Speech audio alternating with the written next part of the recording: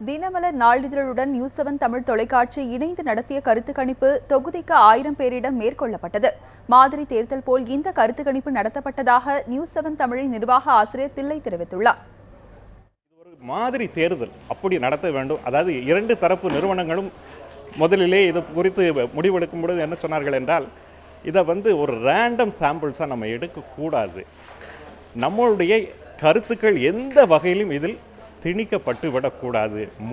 முழுக்க வாக்காளர்களுடைய எண்ணங்களை தான் இதில் பிரதிபலிக்க வேண்டும். அவர்கள் எப்படி வேண்டுமானால் சொல்லலாம்.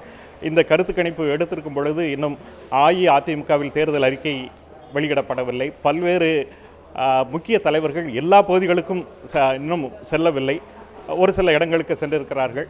இப்படிப்பட்ட நிலையில் தான் எடுத்திருக்கிறோம். இதற்கு பிறகு சில மாற்றங்கள் வரலாம். ஆனால் இன்றைய நிலையில் இந்த கருத்து கணிப்பு எடுக்கின்ற சூழலில் இன்று மக்களின் மனநிலை எப்படி இருக்கிறது, இன்று அவர்கள் வாக்களித்தால் யாருக்கு வாக்களிப்பார்கள் என்பதை எந்தவித குறுக்கீடுகளும், எந்தவித திணிப்புகளும், எந்தவித நமது எண்ணங்களும் அதில் உள்ளாகிவிடக்கூடாது என்பதில் 100% அக்கறையோடு செயல்பட்டு இருக்கிறோம். அதைத்தான் எடுத்திருக்கிறோம். அதைத்தான் எண்ணி வாக்காளர்களுக்கு தெரிவிக்க இருக்கிறோம். இதில் முழுக்க வாக்காளர்களின் இன்றைய எண்ண பிரதிபலிப்பு தான் இந்த கருத்து கணிப்பு.